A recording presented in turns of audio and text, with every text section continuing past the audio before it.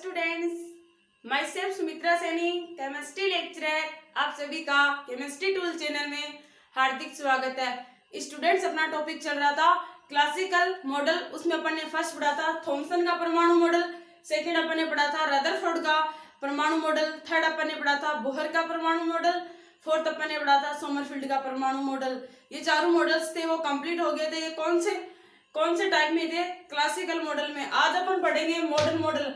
Model में क्या आएगा?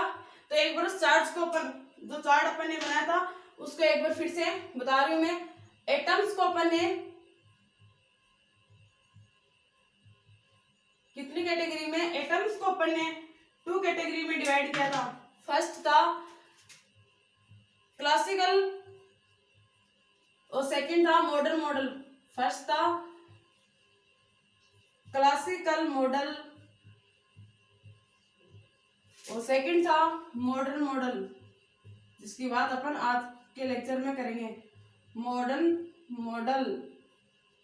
क्लासिकल मॉडल में अपन ने कौन कौन से मॉडल पढ़े?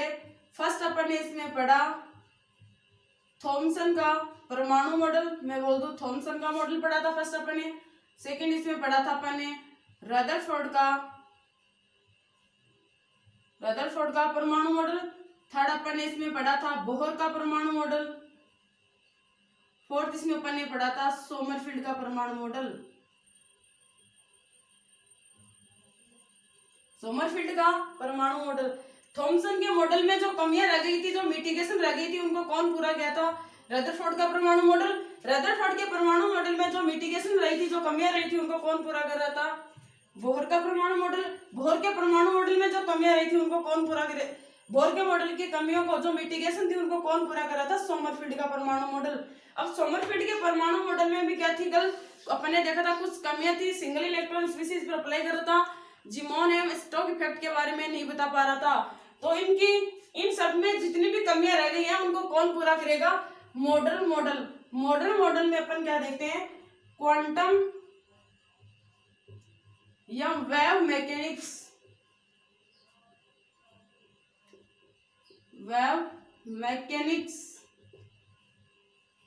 क्वांटम या वेव मैकेनिक्स। इसमें भी अपन ने कुछ मॉडल्स पढ़ेंगे। वो मॉडल्स क्या हैं? फर्स्ट है डी ब्रोगली का द्वैत प्रकृति का सिद्धांत। सेकंड है हाइजेनबर्ग का अनिश्चितता का सिद्धांत। थर्ड अपन देखेंगे इसमें श्रोडिंगर वेव इक्वेशन। मैं फर्स्ट की बात करूं, डी ब्रोगली की द्वैत प्रकृति का सिद्धांत है। तो dual nature of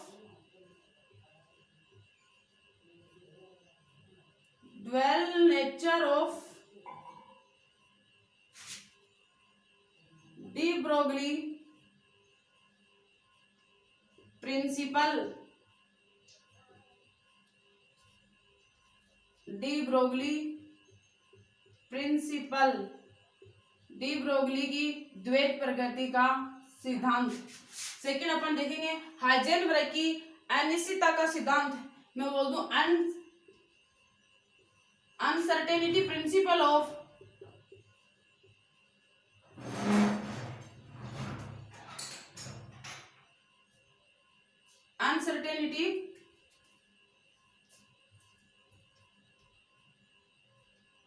uncertainty principle of Heisenberg.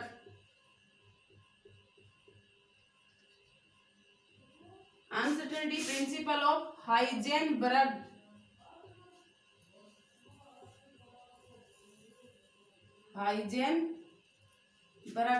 Third अपन इसमें देखेंगे श्रोडिंगर वेव इक्वेशन।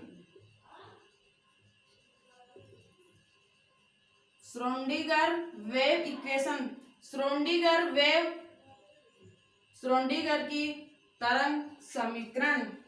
आप इनको भी 1 बाय 1 के नोट कर लो। ये अपन फर्स्ट मॉडल है डी ब्रोगली की द्वैत प्रकृति का सिद्धांत। सेकंड है हाइजेनबर्ग की अनिश्चितता का सिद्धांत, uncertainty principle of Heisenberg. Third अपन देखेंगे श्रोडिंगर की तरंग समीकरण, श्रोडिंगर वेव इक्वेशन। 1 बाय 1 करके इन मॉडल्स को भी अपन पढ़ेंगे। फर्स्ट मॉडल जैसे इसमें था थॉमसन का, तो इसमें है dual nature of de Broglie principle, de Broglie की द्वैत प्रकृति का सिद्धांत।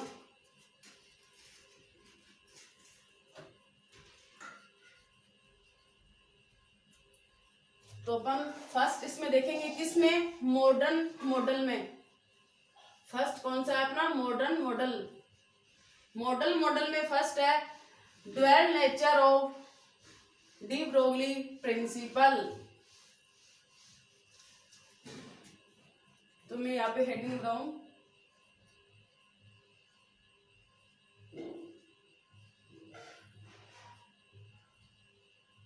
Dwell nature of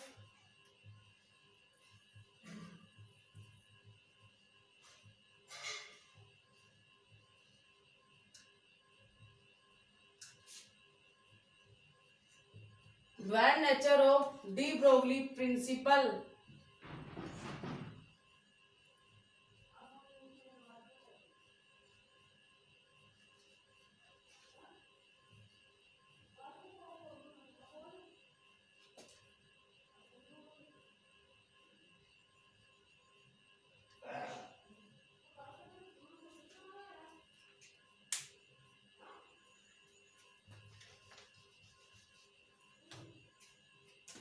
dual nature of de Broglie principle.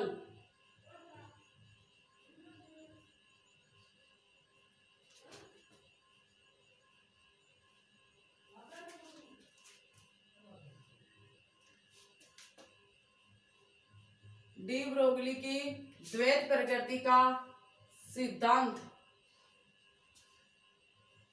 De Broglie की द्वैत प्रकृति का सिद्धांत।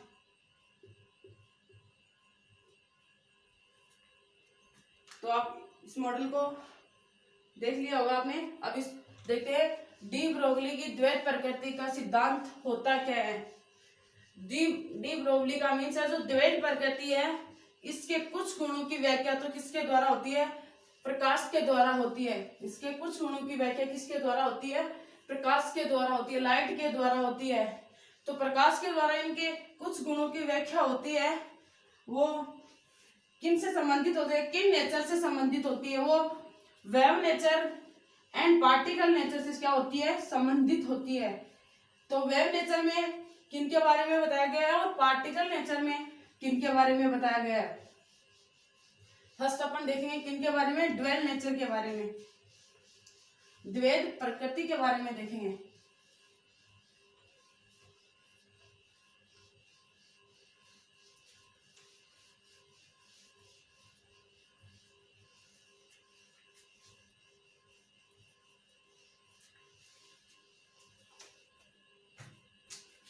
ड्वेल नेचर का मीन्स क्या है, dual nature of de Broglie principle, de Broglie की द्वैत प्रकृति का सिद्धांत। तो ध्यान से देखना बच्चों, प्रकाश के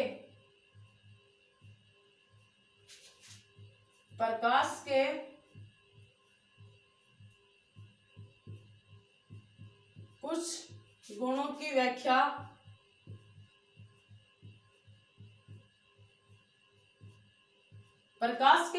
की व्याख्या किसके द्वारा की गई है, पार्टिकल नेचर। कुछ गुणों की व्याख्या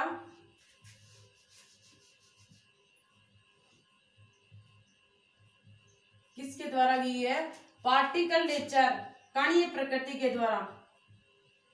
कुछ गुणों की व्याख्या पार्टिकल नेचर, मैं बोल दूं यहाँ पे कणीय प्रकृति।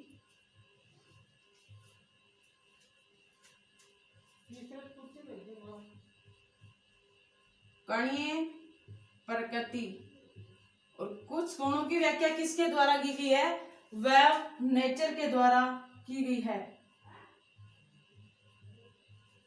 वेव नेचर, तरंगे प्रकृति, ये मैं बोल दूं तरंग प्रकृति के द्वारा की गई है।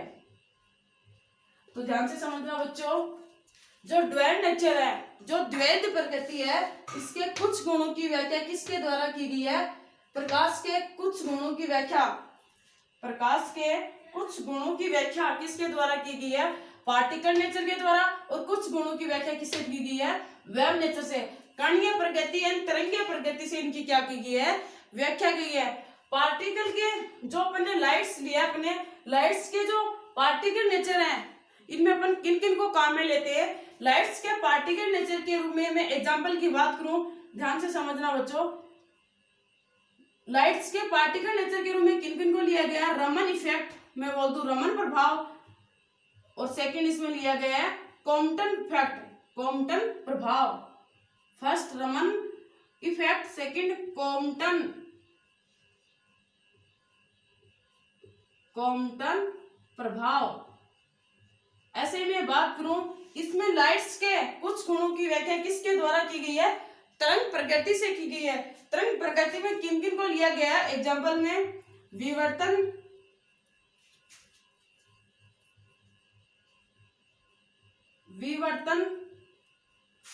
व्यक्तीकरण और ध्रुवण।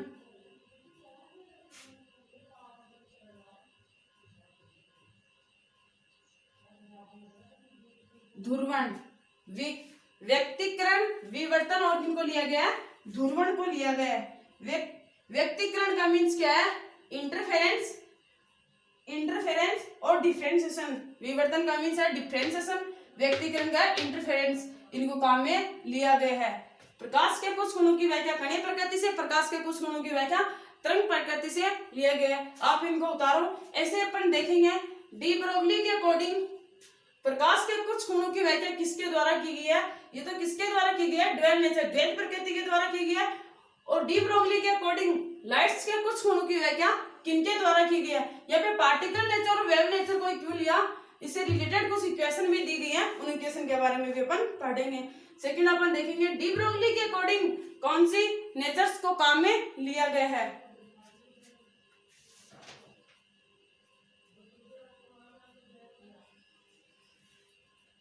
हमें बात करूं किसके अकॉर्डिंग, डी ब्रोगली के अकॉर्डिंग। डी ब्रोगली के अकॉर्डिंग कौन सी नेचर को काम में लिए गए, तो डी ब्रोगली के अकॉर्डिंग जो गतिशील सूक्ष्म कण होते हैं, जो माइक्रो पार्टिकल होते हैं, तो एक तो क्या नाम है माइक्रो पार्टिकल, मतलब तो कण प्रगति से होगी, एक तरंग प्रगति से होगी, पार्टिकल नेचर और वेव नेचर से होगी। तो ये पार्टिकल नेचर और वेव नेचर कौन भी बता रहा है, ड्वेल नेचर भी बता रहा है, इनकी प्रगति को ड्वेल नेचर भी बता रहा है, और इनकी जो नेचर है इनको डी ब्रोगली भी बताएगा। तो इनमें कंपैरिजन निकालेंगे बाद में कि पार्टिकल नेचर और वेव नेचर को ही क्यों बता रहे हैं। मैं यहाँ पे लिख दूं डी ब्रोगली के अकॉर्डिंग,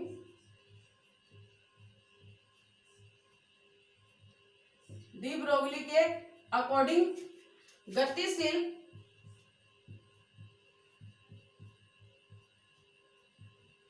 गतिशील सूक्ष्म कण की,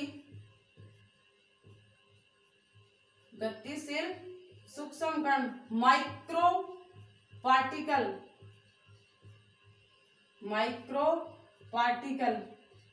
तो माइक्रो पार्टिकल जो गतिशील सूक्ष्म कण है, इसको किससे लिया गया है, एक तो पार्टिकल से लिया गया है, किससे लिया गया है, पार्टिकल नाम आ रहा, तो एक तो पार्टिकल नेचर तो 100% श्योरली होगी, पार्टिकल नेचर। सेकेंड में बात करूं वेव नेचर, कण एंड तरंग प्रकृति से इनकी व्याख्या की गई है। इसके बारे में, इन दोनों के बारे में किसने बताया था, द्वैत प्रकृति ने भी इसके बारे में बताया था, ड्वेल नेचर ने भी इसके बारे में ही क्या किया था, बताया था। ये भी टू टाइप्स में क्या हो रही थी, टू नेचर से क्या हो रही थी, संबंधित हो रही थी। तो डी ब्रोगली के अकॉर्डिंग भी है पार्टिकल नेचर वेव नेचर से ही क्या होती है, संबंधित होती है, और वेव नेचर भी किससे संबंधित होती है, particle nature and wave nature से संबंधित होती है। पार्टिकल नेचर में कौन सी इक्वेशन को काम में लेंगे और वेव नेचर में कौन सी इक्वेशन को काम में लेंगे, दो इक्वेशन को अपन काम में लेंगे। यहाँ पर दो अलग अलग साइंटिस्ट ने अलग अलग इक्वेशन दी थी, वो साइंटिस्ट थे आइंस्टीन और प्लांक। गतिशील सूक्ष्म कण की, इसका मीन्स है डी ब्रोगली के अकॉर्डिंग गतिशील सूक्ष्म कण की कणीय प्रगति कण एवं तरंग प्रगति से क्या होते हैं, संबंधित होते हैं, जिनके बारे में ड्वेल प्रगति ने भी यही बताया था। इस चार्ट का मीन्स ये है।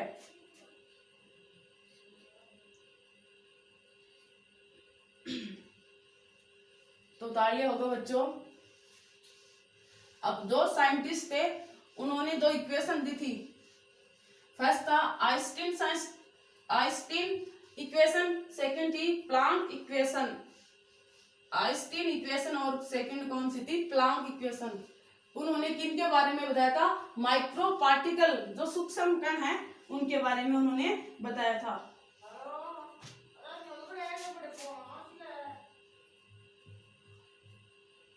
माइक्रो पार्टिकल, जो सूक्ष्म कण होते हैं उनके बारे में किसने बताया था? एक साइंटिस्ट था। फर्स्ट साइंटिस्ट क्या था? आइंस्टीन।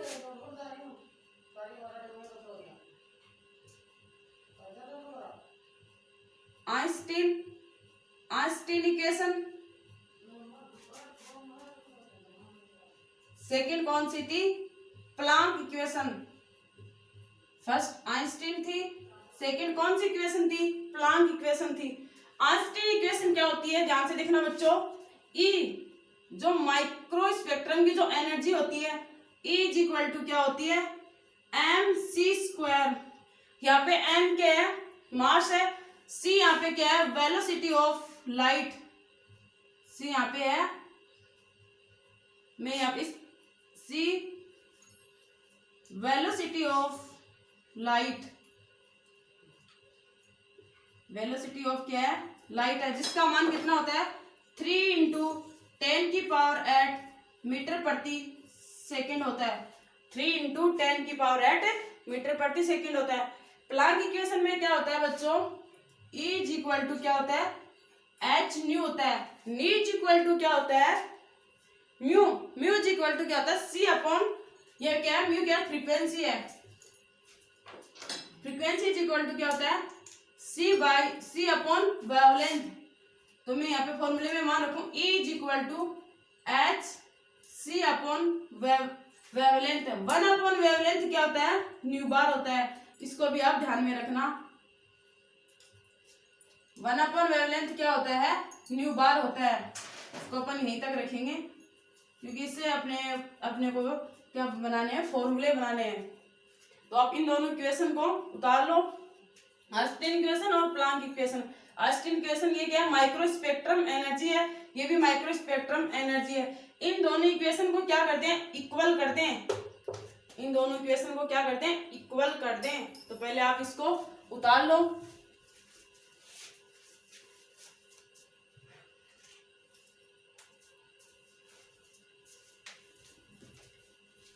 उतार लिया होगा बच्चों।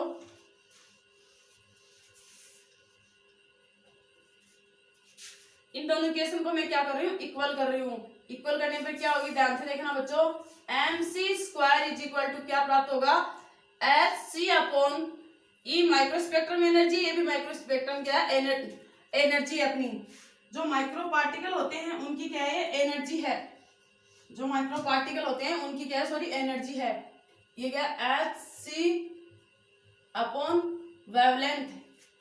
इन दोनों इक्वेशन को मैंने क्या किया? इक्वल कर दिया। अपन इसको ऐसे भी तो लिख सकते हैं बच्चों, c × c तो क्या हुआ है यहाँ पे? c² हुआ है। c × c क्या हुआ है यहाँ पे? c² हुआ है। Is equal to hc upon wavelength. hc upon wavelength. उतार लिया होगा आपने इनको।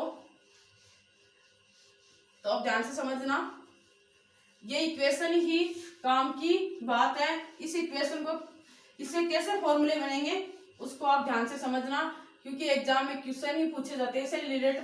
वो फॉर्मूले अपने को अगर इक्वेशन ड्राइव की भी अगर समझ में आई हुई होगी तो उन फॉर्मूले को अपन इजीली तरीके से अपने याद रह सकते हैं।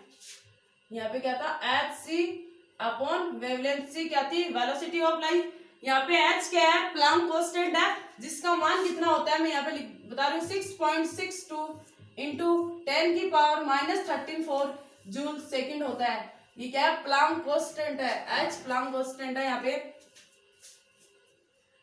तो यहाँ पे इसी से c क्या हो जाएगा? कैंसिल आउट हो जाएगा। मैं c इज इक्वल टू यहाँ पे क्या ले लूँ? वेलोसिटी। जो माइक्रो पार्टिकल की क्या ले ली यहाँ पे? वेलोसिटी। तो माइक्रो पार्टिकल ऑफ वेलोसिटी। तो यहाँ पे ध्यान से देखना बच्चों, m इंटू इस c की जगह मैंने क्या लिया? v लिया into v। Is equal to h upon wavelength. H upon क्या होगी, वेवलेंथ होगी। तो वेवलेंथ इज इक्वल टू क्या होगा, वेवलेंथ इज इक्वल टू क्या होगा, यहाँ पे एच अपॉन एम वी हो जाएगा, एच अपॉन एम वी हो जाएगा। ध्यान से समझना बच्चों, इधर की तरफ देखना, ये कोई पार्टिकल है ए पार्टिकल है, एम इसका द्रव्यमान है, वी वेलोसिटी से रिवॉल्विंग कर रहा है। तो इसका जो लीनियर मोमेंटम है, linear momentum L, linear momentum को sorry P, linear momentum P is equal to क्या हो जाएगा, एम वी हो जाएगा। लीनियर मोमेंटम पी, ए कोई पार्टिकल है, एम द्रव्यमान है उसका, वी इसकी वेलोसिटी है, यहाँ पे वी वेलोसिटी है, ध्यान से देखना, आगे वोल्टेज भी आएगा। तो ये वेलोसिटी है, वी वेलोसिटी से रिवॉल्विंग कर रहा है, तो P इज इक्वल टू क्या हो गया यहाँ पे एम वी। तो मैं एम वी की जगह क्या रख दूं, यहाँ पे एम वी की जगह क्या रख सकते हैं अपन, H upon P, H upon p. ये फॉर्मूला अपने को इस इक्वेशन से मिला है।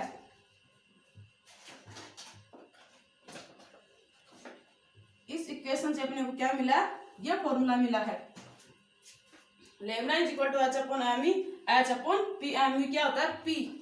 यह फॉर्मूला अपने को इस इक्वेशन से क्या हुआ, ड्राइव हुआ है। तो आप इस फॉर्मूले को उतार लो एक बार।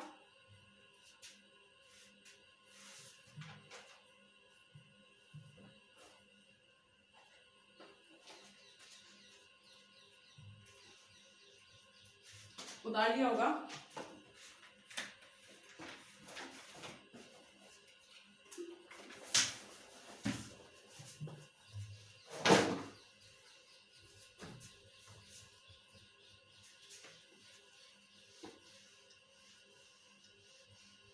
क्या फॉर्मूला मिला अपने को, wavelength is equal to h upon m v is equal to h upon p.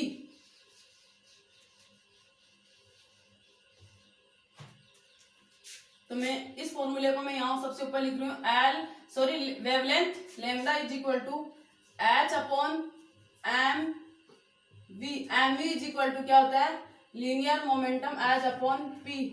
ये अपनी क्या है, फर्स्ट इक्वेशन है। कौन सी इक्वेशन है, ये अपनी फर्स्ट इक्वेशन है।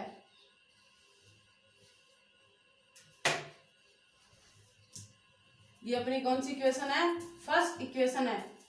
तो ध्यान से देखना, ये मैंने इक्वेशन नंबर फर्स्ट क्यों दिया, इस फॉर्मूले को मैंने फर्स्ट नंबर दे दिया है क्योंकि क्वेश्चन सोल्व करने में अपनी क्या करेगा, हेल्प करेगा। तो ध्यान से देखना, अब क्वेश्चन में किसकी बात करें, क्वेश्चन में अगर काइनेटिक एनर्जी की बात करें, क्वेश्चन में किसकी बात करें, काइनेटिक एनर्जी की बात करें, गतिज ऊर्जा की बात करें।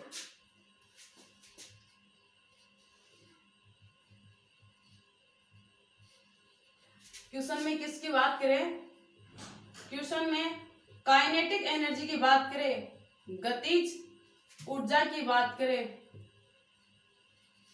काइनेटिक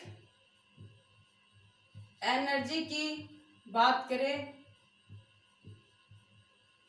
काइनेटिक एनर्जी की बात करें तो E kinetic energy is equal to क्या होता है, 1/2। ध्यान से देखना बच्चों, ध्यान से समझना, ए पार्टिकल है, एम उसका द्रव्यमान है, वी उसकी वेलोसिटी से रिवॉल्विंग कर रहा है।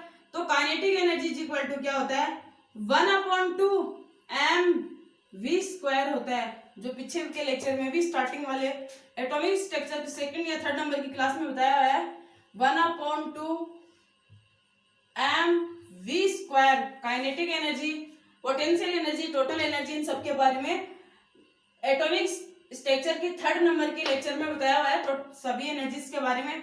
तो ये काइनेटिक एनर्जी क्या होती है, 1/2 एम वी स्क्वायर। इस इक्वेशन को मैं एम से अगर मल्टीप्लाई कर दूं और एम से डिवाइड कर दूं तो इक्वेशन पे कोई फर्क नहीं पड़ेगा। एम से क्या कर दूं, मैं इसको मल्टीप्लाई कर दूं और एम से मैं इसको क्या कर दूं, डिवाइड कर दूं। एम से मल्टीप्लाई और एम से क्या कर दें, डिवाइड कर दें, तो इक्वेशन पे कोई इफेक्ट नहीं पड़ेगा। तो ध्यान से देखना बच्चों, linear momentum P is equal to क्या होता है, अभी अपन ने देखा है एम वी होता है, एम वी होता है। तो मैं P का स्क्वायर कर दूं तो श्योरली है एम का भी स्क्वायर होगा और V का भी क्या होगा, स्क्वायर होगा। तो E kinetic energy is equal to क्या हुआ, m का, यहाँ पे m का स्क्वायर और क्या हो गया v का स्क्वायर अपॉन 2m हो गया। m का स्क्वायर v का स्क्वायर क्या होता है, p का स्क्वायर होता है, तो p स्क्वायर अपॉन क्या हो गया 2m हो गया, 2m आ गया। तो मैं यहाँ पे p square is equal to बात करूं, मैं p की बात करूं, p पे स्क्वायर है तो ध्यान से देखना, E kinetic energy is equal to क्या है अपने पास, p का स्क्वायर अपॉन 2m आया, p का स्क्वायर अपॉन 2m आया। अब मैं यहाँ से किसकी वैल्यू निकालूं, p की वैल्यू निकालूं, तो ध्यान देखना बच्चों, p इज इक्वल टू क्या आ जाएगा अपने पास, root 2m E kinetic energy. ये इक्वेशन नंबर क्या है, ये अपना फॉर्मूला है, ये मैं इक्वेशन बोल दूं, ये फॉर्मूला, ये अपना जो फॉर्मूला है सेकंड नंबर का फॉर्मूला है, ये अपना क्या था फर्स्ट नंबर का था। मैं यहाँ पे p की मान रखूं एच अपन ये क्या, p is equal to root 2m, यहाँ पे इस फॉर्मूले में अपन ये मान रख सकते हैं। तो ध्यान से देखना इस फॉर्मूले, इसीलिए तो मैंने इसको सबसे ऊपर लिखा है। तो वेवलेंथ इज इक्वल टू क्या आ जाएगा, इस p का मान ध्यान से समझना बच्चों, इस p का मान मैं इस इक्वेशन के p में रख रही हूँ, कंफ्यूज मत हो जाना, इस p का मान इस वाले में रख रहे हैं। तो यहाँ पे क्या आ जाएगा, h upon p is equal to क्या है, रूट 2m e के, root 2m e kinetic energy आ जाएगा। ये अपना फॉर्मूला कितने नंबर का हो जाएगा, सेकंड नंबर का फॉर्मूला, ये अपना फॉर्मूला सेकंड नंबर का फॉर्मूला है। तो अब उतार लो आप इसको, क्वेश्चन में किसकी बात करें, क्वेश्चन में काइनेटिक एनर्जी की बात करें, क्वेश्चन में किसकी बात करें, काइनेटिक एनर्जी की बात करें।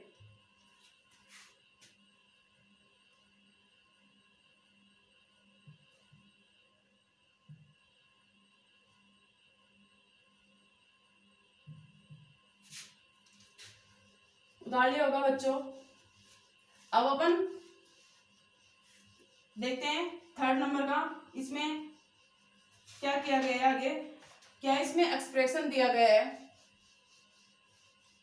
अगर क्वेश्चन में गतिज ऊर्जा की बात करें तो ये फॉर्मूला कहाँ में लेना है, क्वेश्चन में अपने किसकी बात करें, ओनली किसकी, पी और एम वी मतलब लीनियर मोमेंटम और वेवलेंथ पूछे अपने को, तब क्वेश्चन में क्या दिया गया है, क्वेश्चन में दिया क्या गया है उसके अकॉर्डिंग अपने को फॉर्मूले काम में लेने हैं।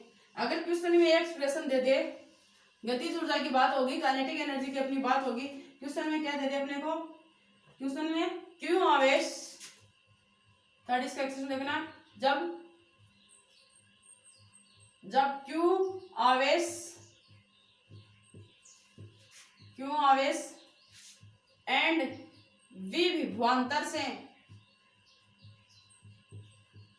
विभवांतर से त्वरित किया जाए, एक्सीलरेटेड किया जाए, विभवांतर से क्या किया जाए, त्वरित किया जाए, एक्सीलरेटेड किया जाए, त्वरित किया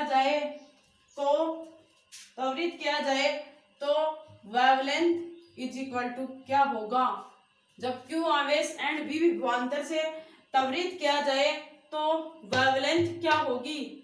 तो ध्यान से समझना, V यहाँ पे क्या है, वोल्टेज है, मैं यहाँ लिख रही हूँ वोल्टेज, कंफ्यूज इसको वेलोसिटी मत कर देना, ये क्या है, V क्या है यहाँ पे वोल्टेज है, V यहाँ पे क्या है वोल्टेज है, V यहाँ पे क्या है वोल्टेज है।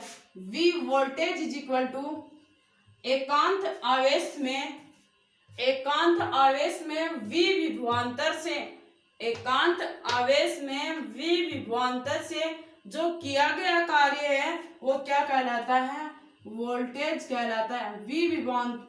क्यों एकांत आवेश में V विभवांतर से जो कार्य किया जाता है वो क्या कहलाता है, वोल्टेज कहलाता है। तो मैं W इज इक्वल टू क्या होगा, क्यू V हो जाएगा, W इज इक्वल टू क्या हो जाएगा, क्यू वी हो जाएगा।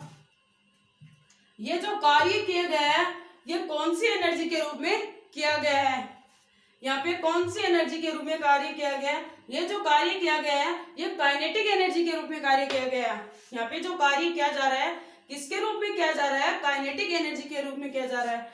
एक पार्टिकल हो v m उसका द्रव्यमान हो और v यहाँ पे v ये वाला v वेलोसिटी है, ये वाला v वोल्टेज है, ये वाला v यहाँ पे ध्यान से समझना, ये v वेलोसिटी है और ये वाला v यहाँ पे, ये वाला v आ रहा है, ये वोल्टेज है। ध्यान से समझना, इसको कंफ्यूज मत कर देना, तभी मैंने वोल्टेज लिखा है।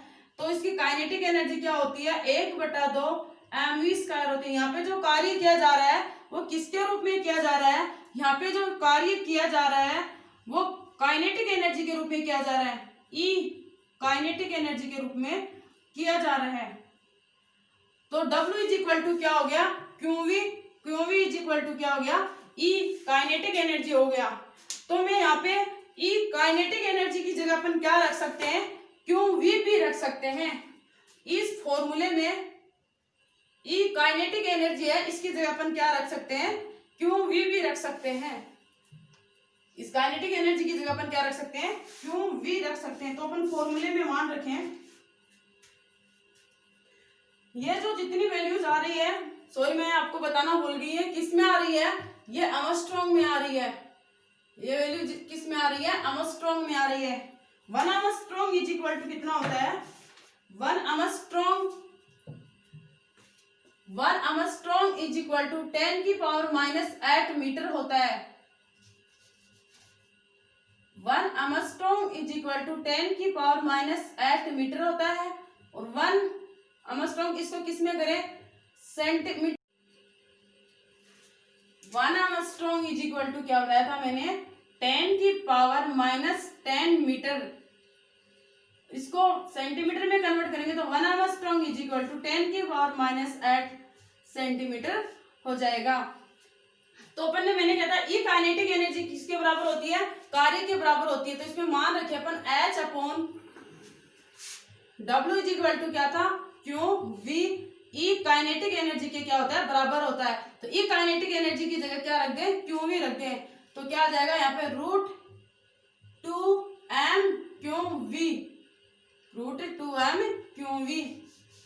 तो ये अपना क्या बन गया, 3rd नंबर का फॉर्मूला हो गया अपना। तो इससे रिलेटेड अपन क्या करेंगे, क्वेश्चन सोल्व करेंगे। तो मैं फर्स्ट क्वेश्चन की बात करूं, 0.1 ग्राम वाले 0.1 ग्राम द्रव्यमान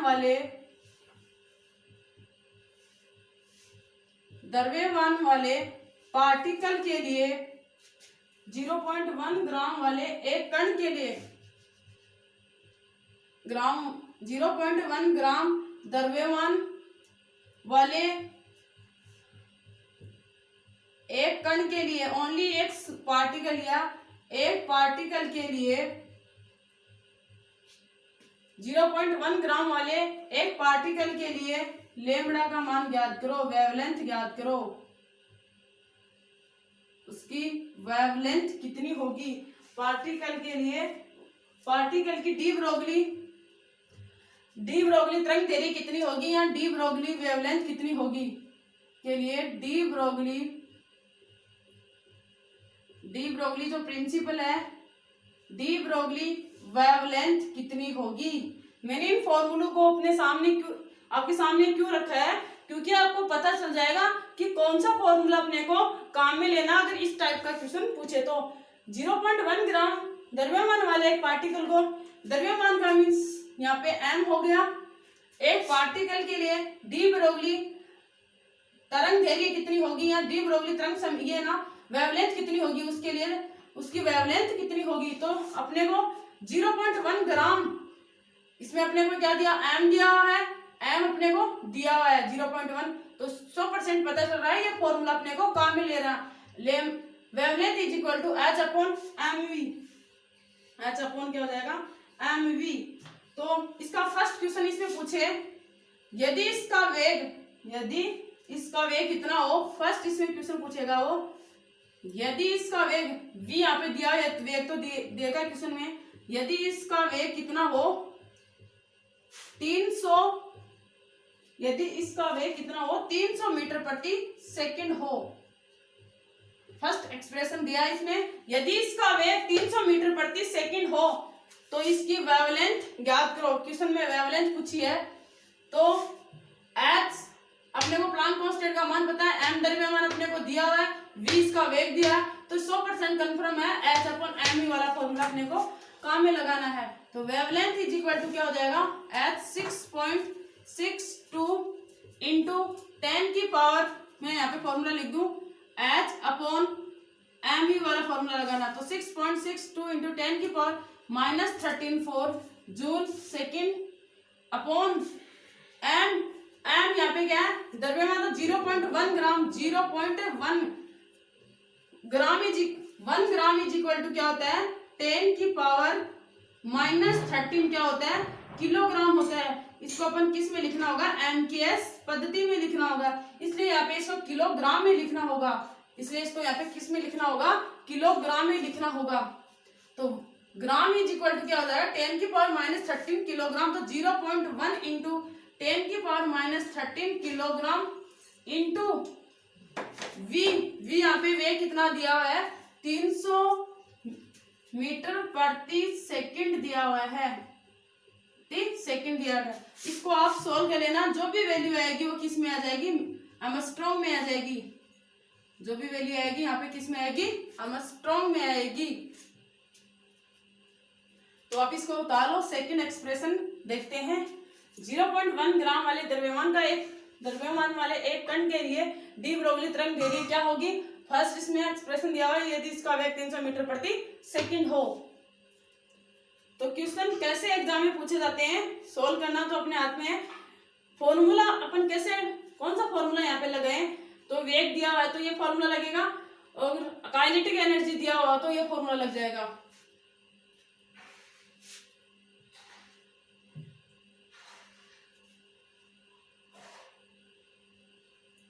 सेकंड एक्सप्रेशन ये दे दे, इसी फॉर्मूले में उतार लिया होगा बच्चों। यदि इसकी काइनेटिक एनर्जी यहाँ पे क्या कर दे, चेंज कर दे, तो मैं इसी यहाँ पे चेंज कर रही हूं,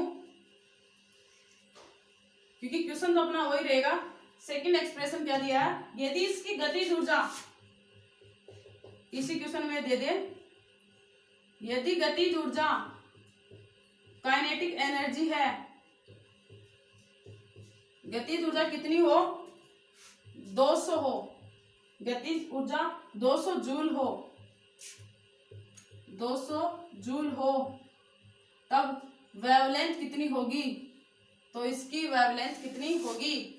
तो अपने फॉर्मूला सामने लिखा हुआ है, काइनेटिक एनर्जी के h अपॉन √2m EK, तो ये फॉर्मूला अपने को यहाँ पे लगाना होगा।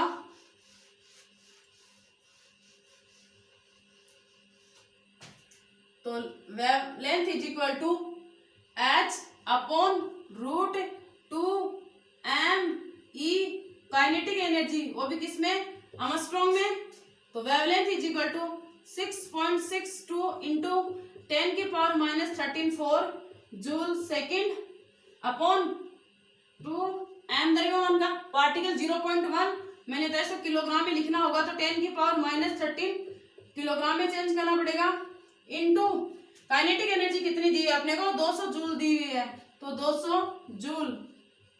अब जो भी आंसर आएगा वो किस में आ जाएगा, यहाँ पे जो भी आंसर आएगा वो एमस्ट्रॉन्ग में आएगा, आंसर आप निकाल लेना। वेवलेंथ किस में आएगी, यहाँ पे एमस्ट्रॉन्ग में आएगी। दिख तो रहा है बच्चों सबको पीछे,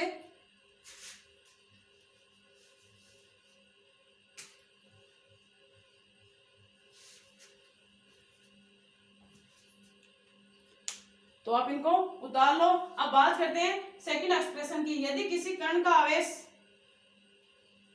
की भी बात के लिए यहाँ पे आवेश से रिलेटेड क्वेश्चन दिया है।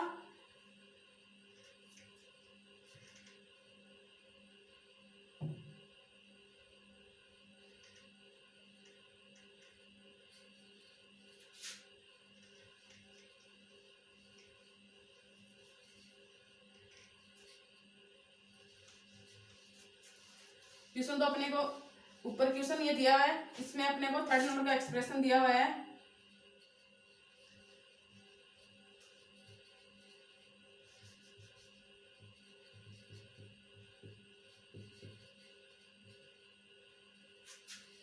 क्या दिया? यदि किसी कण का आवेश 6 माइक्रोकुलाम हो, यदि किसी कण का आवेश कितना हो, 6 माइक्रोकुलाम हो, अगर उसको किसी स्थिर विद्युत क्षेत्र से इलेक्ट्रिक किसे फील्ड से अगर गुजारा जाए तो उसकी 300 अगर उसका वोल्ट है तो उसकी वेवलेंथ कितनी होगी। यदि किसी कण का आवेश 6 माइक्रोकुलाम है, इसे स्थिर अवस्था से विद्युत क्षेत्र से त्वरित किया जाए, स्थिर अवस्था से विद्युत क्षेत्र में 300 वोल्ट से त्वरित किया जाए। 3rd नंबर का अपना क्वेश्चन क्या है? यदि किसी कण का आवेश, यदि किसी कण का आवेश, यदि किसी कण का आवेश 8 माइक्रोकुलाम है, 8 माइक्रोकुलाम है, तो इस विद्युत क्षेत्र में 300 वोल्ट से त्वरित किया जाए। विद्युत क्षेत्र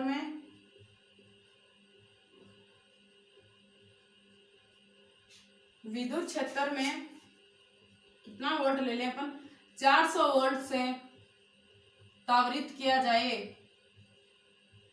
400 वोल्ट से क्या किया जा रहा है, उसको त्वरित किया जा रहा है, उसको एक्सीलरेटेड किया जा रहा है, किया जाए तो उसकी वेवलेंथ कितनी होगी।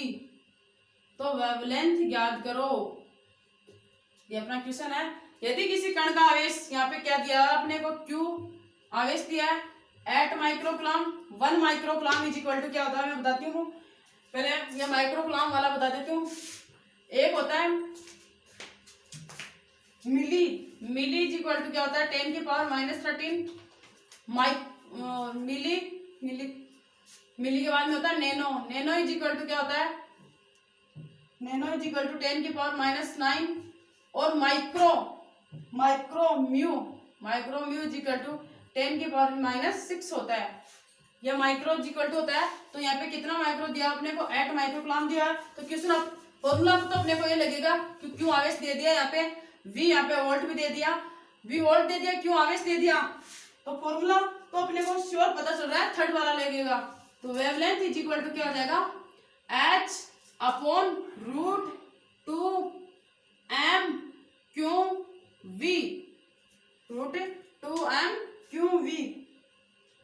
तो ध्यान से देखना बच्चों, h क्या होता है, वही प्लांक कांस्टेंट 6.62 इंटू 10 की पावर -13 4 जूल सेकंड हो गया, √2 इंटू 0.1 वही पार्टिकल 10 की पावर -3 किलोग्राम, क्योंकि हम किस पद्धति में, क्यों आवेश कितना गया है, आवेश 8 माइक्रोकुलाम है, 1 माइक्रोकुलाम इज इक्वल टू कितना होता है 10 की पावर -6, तो 8 इंटू 10 की पावर -6 इंटू कितने भी भुवांतर से 400 वोल्ट, तो 400 वोल्ट से इसको त्वरित किया जाता, तो इंटू 400, तो जो भी आंसर आएगा वेवलेंथ इज इक्वल टू किस में आएगा, एंगस्ट्रॉम में आएगा। आप निकाल लेना इसका आंसर। मैंने ये बता दिया इन फॉर्मूलों को कैसे काम में लेते हैं, इन फॉर्मूलों को कैसे काम में लेते हैं। तो मैं आप लोगों से उम्मीद कर रही हूँ कि ये एग्जाम जो मैंने क्वेश्चन लिया आपको समझ में आ गया होगा बच्चों, आप इनको उतार लो।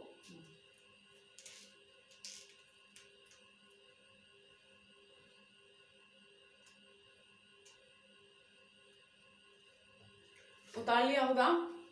तो अपन जो नेक्स्ट जो कंटेंट है वो नेक्स्ट जो अपना कंटेंट है, जो नेक्स्ट कंटेंट है वो नेक्स्ट लेक्चर में देखेंगे। ये आज के लिए लेक्चर इतना ही है। अगर आपको ये कंटेंट अच्छा लगा तो चैनल को लाइक एंड सब्सक्राइब जरूर करें एंड बेल आइकन बटन को जरूर दबाइए। Thank you.